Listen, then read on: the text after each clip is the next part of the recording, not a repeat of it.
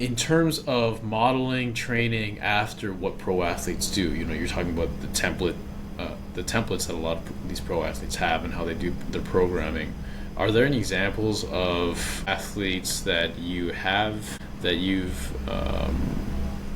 taken some pointers from or used some of their techniques or whatever in your training with clients? Absolutely. About the technique and about the exercise selection is very source when you learn from an athlete.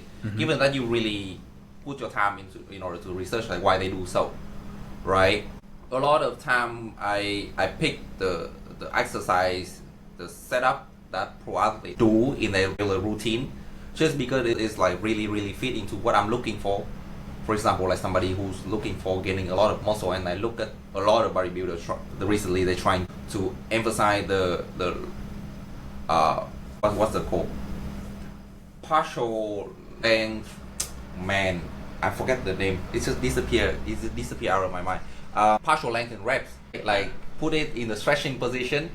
Yeah, and then in order to do so, there's so many exercises that you actually need to modify the setup in order to get that out of the training. And if I really want to give it a try, well, I mean, there's nothing wrong about give it a try, right?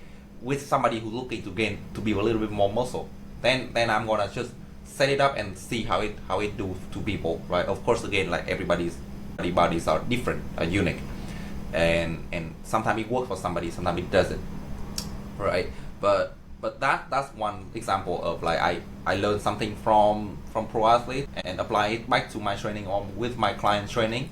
On the other hand, there will be like even bigger scale than that. It could be like a program. I have like a lot of template like for powerlifter that like they've been doing it in the past.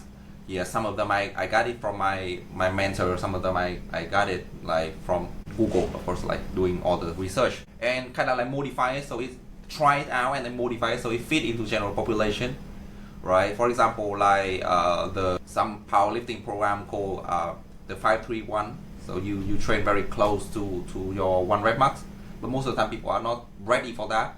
So I can make it more like a 753, right? Instead of 531, set of 5, set of 3, set of 1. I do it like set of 7, set of 5, set of 3 for general population, or even like deload a little bit lower 1 rep max weight with the top set, something like that, because they're just not ready for that.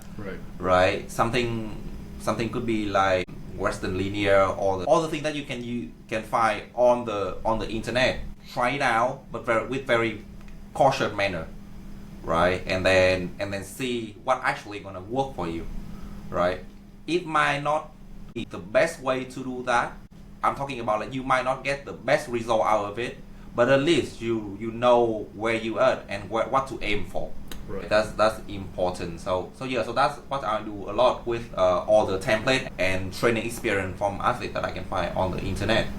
Yeah, the setup, the exercise selection, the template. If you actually understand what they are doing, modify it a little bit and give it a try, and then to see like how you react to that, where you are you actually ready for that program, right? And also like all the exercise that kind of like help you to be more resilient, right? Like on YouTube, you could see a lot like knees over toe guys, Squat University. All of those influencers also give you a lot of valuable advice, and it's legit, right? It's not like something that like dumb or like invalid, but you should really need to give it a try with very cautious manner to see how your body react to it, and then to see whether it helps you or not.